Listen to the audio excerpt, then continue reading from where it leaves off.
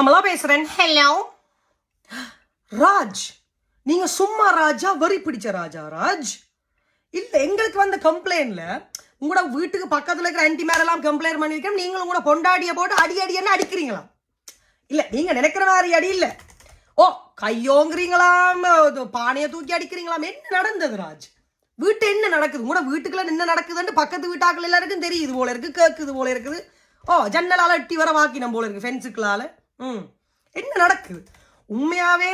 இல்ல, நீங்கள் கல்யாணம் கட்டேக்க நெருப்பை சுத்தி வந்து கையை பிடிச்சு தாலியை கட்டி கல்யாணம் கட்டேக்க இருக்கிற அன்பு வந்து அது எப்படி ஒரு 20 வருஷம் தாண்டினா பிறகு கையை ஓங்குறீங்களா உங்களோட மனசிக்கு?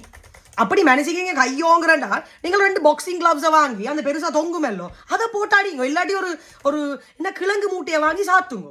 கல்யாணம் கட்டினா அப்புறம் என்னதுக்கு பொம்பளை? இதே எங்கட இப்ப எங்கட ஜெனரேஷனுக்கும் உங்களோட ஜெனரேஷனுக்கும் என்ன வித்தியாசம் சொல்லுங்க பாப்பம். கையோங்கினா முடிஞ்சுது. என்ன டிவோர்ஸ் ஒரு பெரிய பேப்பர்ல எழுதி இருக்கு. ஓ, இல்லைன்னா போலீஸ் வந்து பிடிச்சிட்டு போயிடும். ராஜ், உங்களையெல்லாம் தூக்கி உள்ளுக்குள்ள போடணும் ராஜ்.